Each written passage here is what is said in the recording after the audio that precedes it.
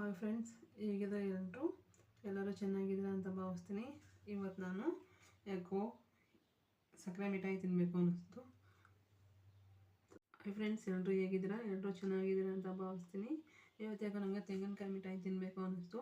So ಮಾಡೋಣ ಅಂತ ಮಾಡ್ಕೊಳ್ತಾ ಇದ್ದೀನಿ.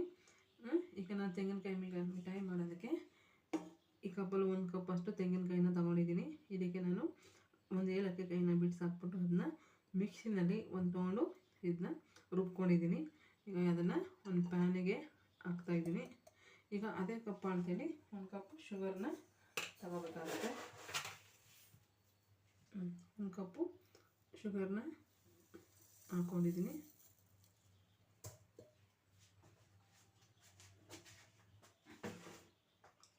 ಇವಾಗ ಅದನ್ನು ಹಚ್ಕೊಬಿಡೋಣ. ಅದನ್ನು ಹಚ್ಕೊಂಡು ಇದನ್ನು ಸಕ್ಕರೆ ಮತ್ತು ತೆಂಗಿನಕಾಯಿನ ನೀಟಾಗಿ ಮಿಕ್ಸ್ ಮಾಡ್ಕೊಬಿಡೋಣ.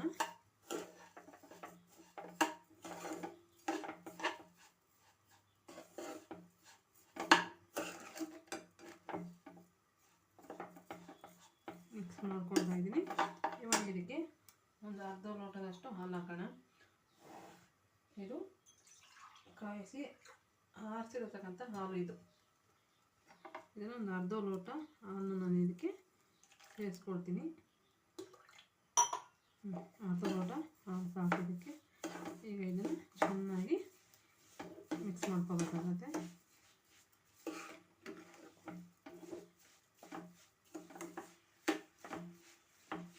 ಸಕ್ಕರೆ ಕರ್ಗೋವರೆಗೂ ಇದನ್ನು ಚೆನ್ನಾಗಿ ಮಿಕ್ಸ್ ಮಾಡ್ಕೋಬೇಕು. ಇವತ್ತು ಯಾಕೋ ಗೊತ್ತಿಲ್ಲ, ತುಂಬ ಸ್ವೀಟ್ ತಿನ್ನಬೇಕು ಅನ್ನಿಸ್ತು.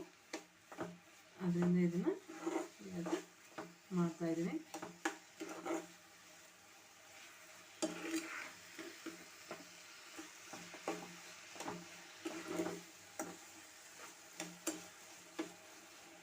ಕೈ ಬಿಡದಂಗೆ ಇದನ್ನು ತಿರುಗಿಸ್ಕೊಳ್ತಾ ಇರಬೇಕು.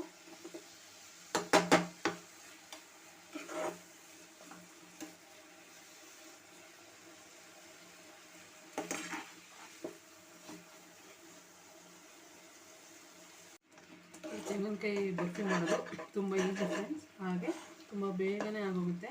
ಮನೆಗೆ ಯಾರಾದ್ರು ಗೆಸ್ಟ್ ಬರ್ತಾರೆ ಅಂತಂದರೆ ನಾವು ಬೇಗನೆ ಈಗ ತೆಂಗಿನಕಾಯಿ ಮನೆಯಲ್ಲಿತ್ತು ಅಂದರೆ ಇದನ್ನು ಬೇಗನೆ ಮಾಡಿಬಿಡ್ಬೋದು.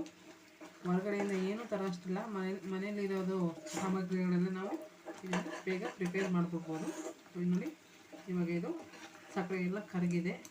ಇದನ್ನು ಗಟ್ಟಿ ಆಗೋ ತನಕ ಇದನ್ನು ಹೀಗೆ ತಿರುಗಿಸ್ತಾ ಇರಬೇಕು. ಇಲ್ಲಾಂದರೆ ಕೆಳಗಡೆ ಸೀದೋದಂಗೆ ಆಗ್ಬಿಡುತ್ತೆ. ಸೊ ಅದರಿಂದ ಇದನ್ನ ನೀಟಾಗಿ ಈ ಥರ ತಿರುಗಿಸ್ಕೊಳ್ತಾ ಇರಬೇಕು.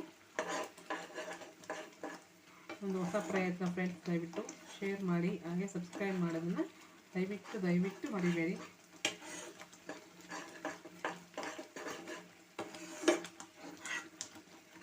ಏನಾದರೂ ತಪ್ಪುಗಳಿದ್ದರೆ ದಯವಿಟ್ಟು ಕಮೆಂಟಲ್ಲಿ ತಿಳಿಸಿ. ಅದನ್ನು ನಾನು ಕರೆಕ್ಟ್ ಮಾಡ್ಕೋತೀನಿ. ಪ್ಲೀಸ್ ಸಬ್ಸ್ಕ್ರೈಬ್ ಮಾಡಿ, ಹಾಗೆ ಶೇರ್ ಮಾಡಿ, ಲೈಕ್ ಕೊಡೋದನ್ನ ಮರಿಬೇಡಿ.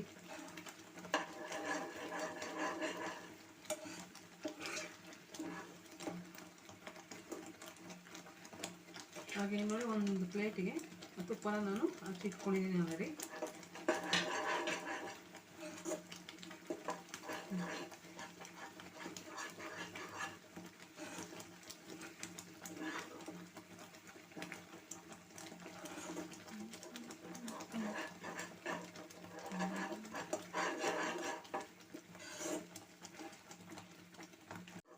ನೋಡಿ ಫ್ರೆಂಡ್, ಇವಾಗ ಇದು ತಳ ಬಿಟ್ಕೊಂಡ್ಬಂದಿದೆ. ಸೊ ಇದೀಗ ರೆಡಿಯಾಗಿದೆ ಅಂತ ಈಗ ಇದನ್ನು ನಾನು ಒಂದು ತಟ್ಟೆಗೆ ಹಾಕ್ಕೊಳ್ತಾ ಇದ್ದೀನಿ.